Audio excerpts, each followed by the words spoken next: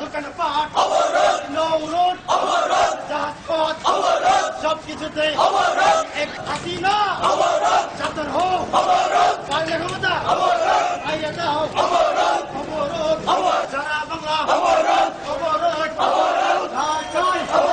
রাজশাহী সিলেটে সারা বাংলায় সকাল সন্ধ্যা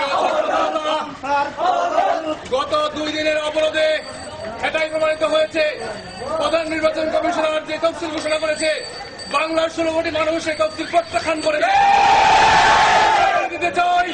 মাওলানা মতিউর রহমান নিজামী, আলী হাসান মোহাম্মদ মুজাহিদ, আল্লামা জালাল হোসেন সাইদিকে কারাগারে রেখে কোন নির্বাচন হবে না। তাই বলবো অবিলম্বে পদত্যাগ করুন, প্রহসনের নির্বাচন বন্ধ করুন। আনারে বাংলার 16 কোটি মানুষ আপনাদেরকে প্রতিরোধ করে তুলবে।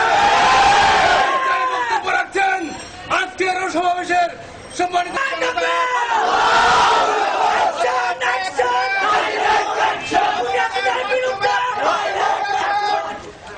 বাংলাদেশের জনগণ আর এক মুহূর্তের জন্য এই অবৈধ সরকারকে আর ক্ষমতায় দেখতে চায় না। আপনারা স্পষ্ট ভাষায় অনতিবিলম্বে পদত্যাগ করুন, নতুবা সারা বাংলাদেশে যে গণজোয়ার ধরনে পরিণত হয়ে